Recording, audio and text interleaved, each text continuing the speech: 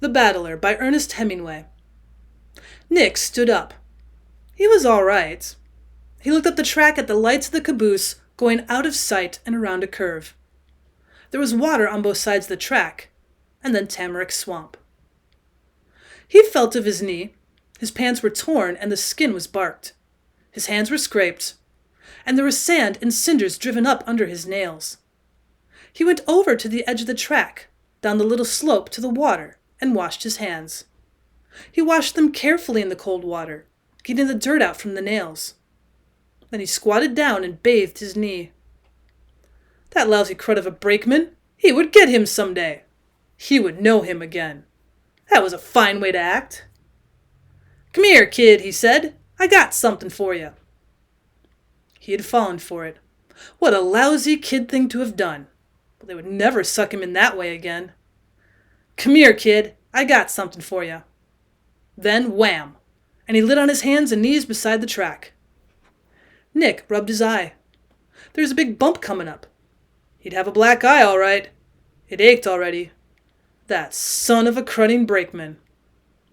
He touched the bump over his eye with his fingers. Oh well, it was only a black eye. That was all he'd gotten out of it. Cheap at the price. He wished he could see it. Couldn't see it looking into the water, though. It was dark, and he was a long way off from anywhere.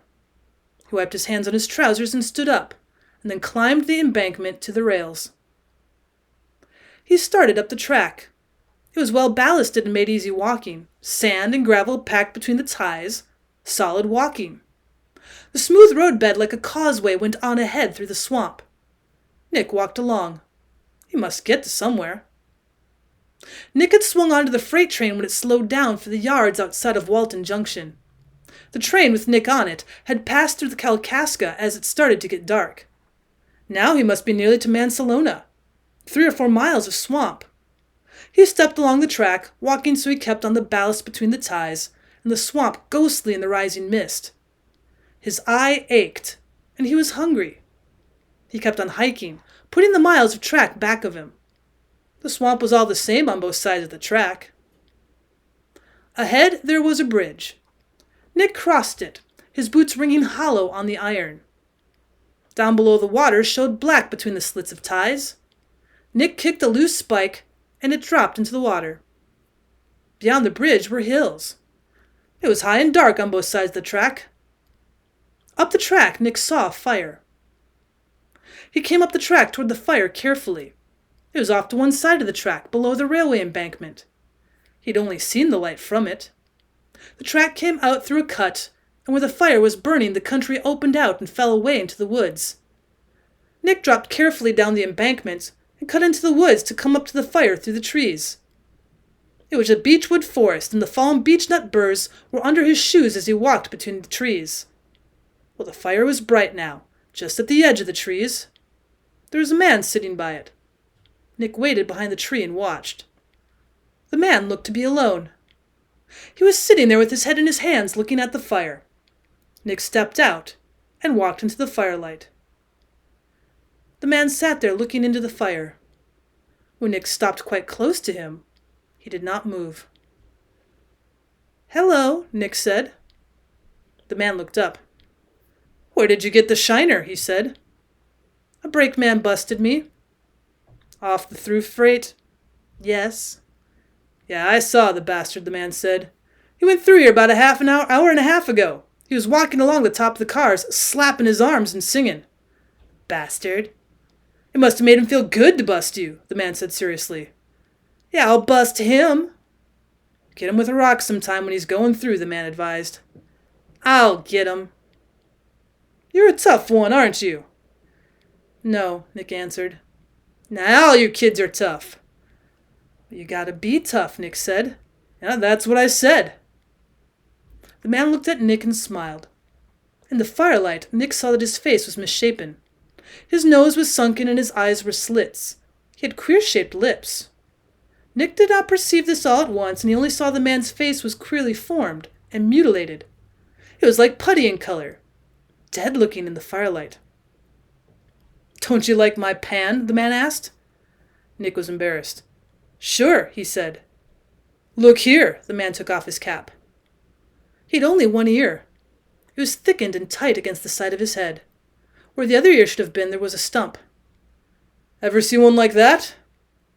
No, said Nick. It made him a little sick. I could take it, the man said. Don't you think I could take it, kid? Well, you bet. They all bust their hands on me, the little man said. They couldn't hurt me. He looked at Nick. Sit down, he said. You want to eat? Oh, don't bother, Nick said. I'm going on to the town. Listen, the man said. Call me Ad. Sure. Listen, the man said. I'm not quite right. What's the matter? I'm crazy.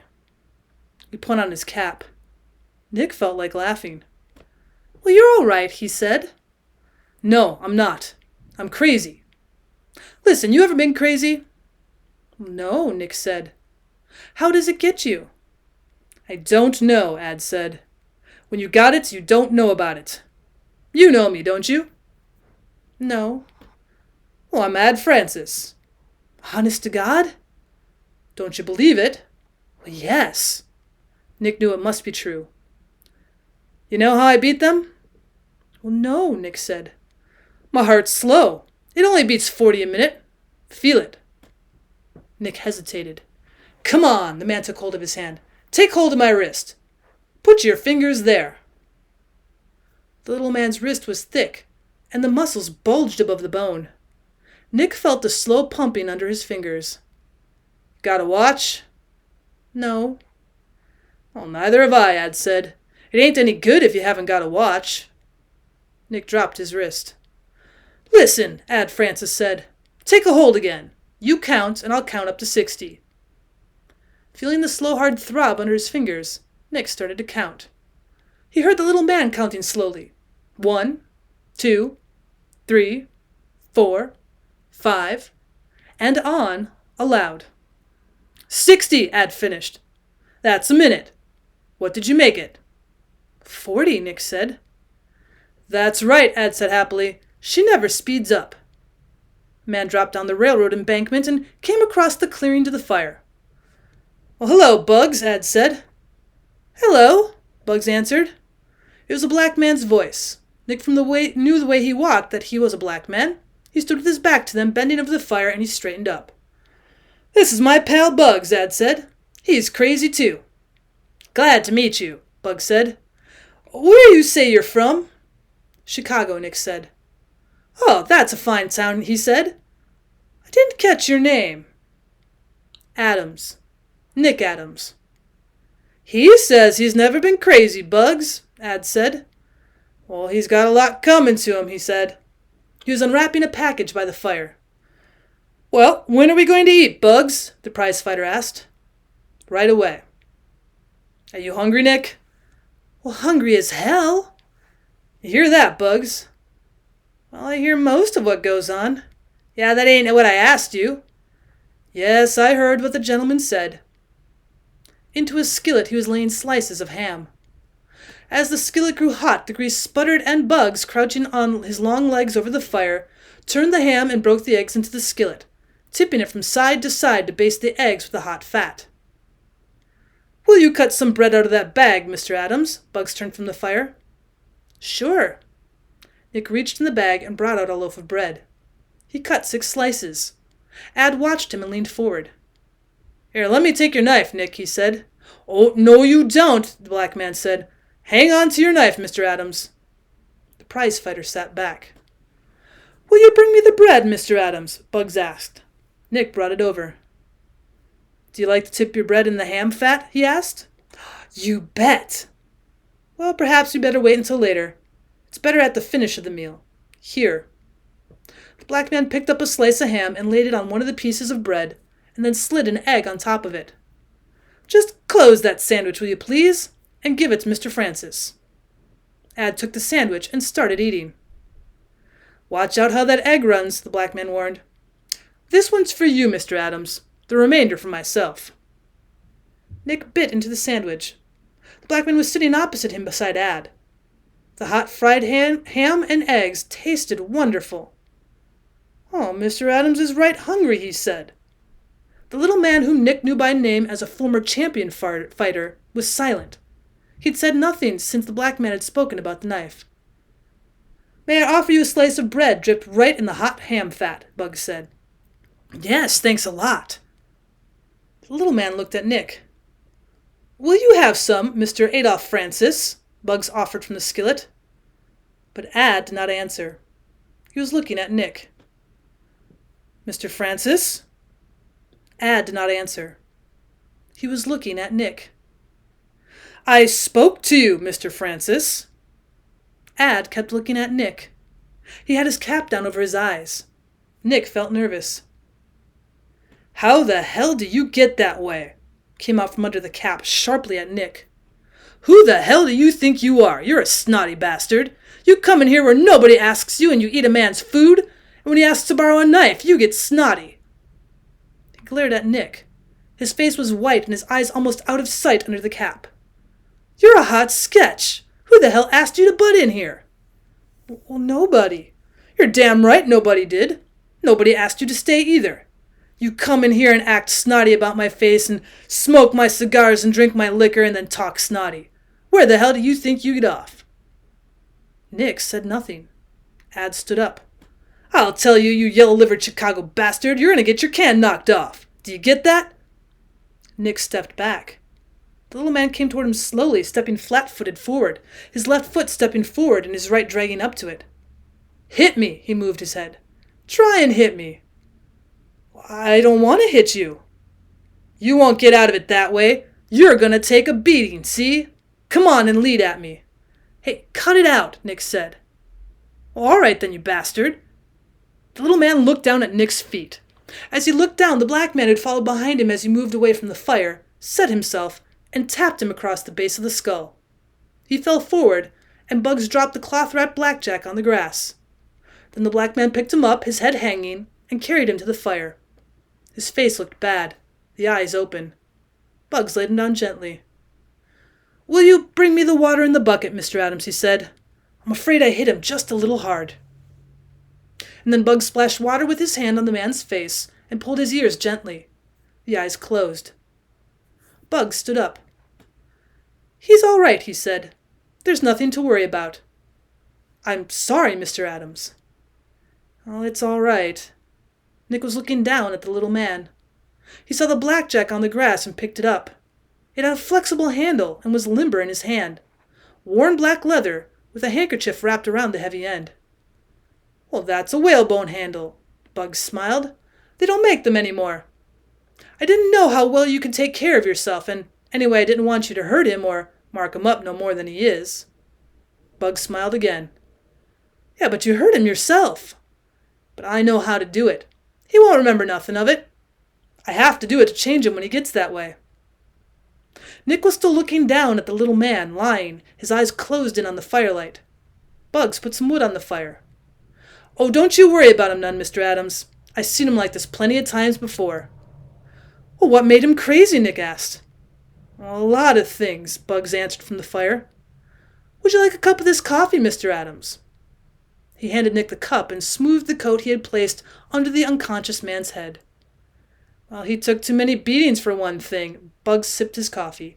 "But that just made him sort of simple. And then his sister was his manager, and they was always being written up in the papers, all about brothers and sisters, and how she loved her brother, and how he loved his sister. And then they got married in New York, and that made a lot of unpleasantness." "Yeah, I remember about it." "Sure. Of course, they wasn't brother and sister no more than a rabbit, but there was a lot of people that didn't like it either way, and they commenced to have disagreements. And then one day she just went off and never came back." He drank the coffee and wiped his lips with the pink palm of his hand. "He just went crazy." "Will you have some more coffee, Mr. Adams?"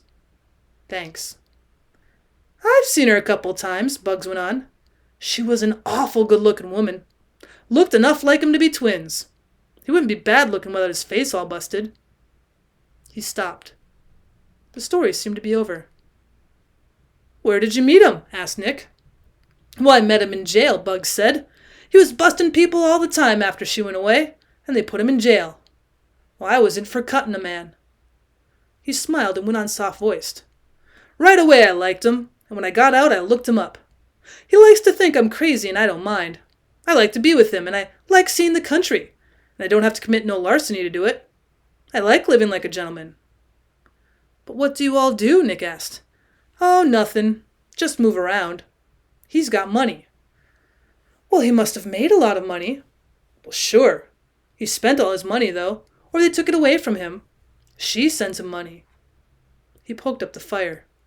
"She's a mighty fine woman," he said. "She looks enough like him to be his own twin."